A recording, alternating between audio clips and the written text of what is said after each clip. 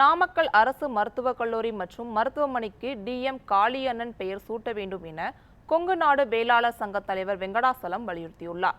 நாமக்கல்லில் செய்தியாளர்களுக்கு பேட்டியளித்த அவர், நாமக்கல் மாவட்ட அரசு மருத்துவக் கல்லூரி மற்றும் மருத்துவமனைக்கு இந்திய அரசியலமைப்பின் நிர்ணய உறுப்பினராக இருந்த DM காளியண்ணனின் பெயர் வைக்க வேண்டும் என தமிழக முதலமைச்சர் 3 முறை நேரில் சந்தித்து கோரிக்கை வைத்துள்ளதாக கூறினார்.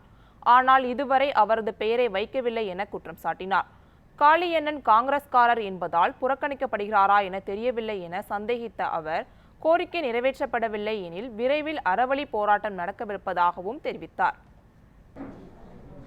மாண்புமிகு முதலமைச்சர் அவர்கள் முதலமைச்சராக பதவியேற்ற உடனே அவரை நேரில் சந்தித்து இந்த கொங்கு மண்டலத்தில் இருக்கக்கூடிய மக்களுடைய கோரிக்கையை தீர்மானமாக நிறைவேற்றி இந்த கொங்கு மண்டலத்திலே 3 ஜமீனுக்கு சொந்தக்காரராக இருந்த கர்மயோகி DM காளியண்ணன் அவர்கள் அரசியல் நிர்ணய சபையிலே உறுப்பினராக இருந்தவர், முதல் பாராளுமன்ற உறுப்பினராக இருந்தவர், முதல் சட்டமன்ற உறுப்பினராக இருந்தவர், நாட்டாண்மை கழகம் என்று சொல்லப்படுகின்ற சேலம் மாவட்டத்தினுடைய பிரிக்கப்படாத சேலம் மாவட்டத்தினுடைய தலைவராக இருந்தவர்.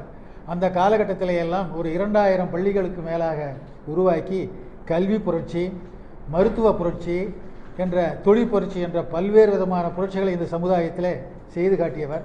மருத்துவக் கல்லூரி, நாமக்கல் மருத்துவக் கல்லூரிக்கு அவர் ஒரு பெயர் வைக்க வேண்டும், அவருடைய பெயர் சூட்டப்பட வேண்டும் என்றும், அவர் பெயரில் ஒரு மணிமண்டபம் கட்ட வேண்டும் நாமக்கல் பகுதியில் என்றும் நீண்ட நாட்களாக ஒவ்வொரு ஆண்டும் கோரிக்கையை கொடுத்திருக்கிறோம்.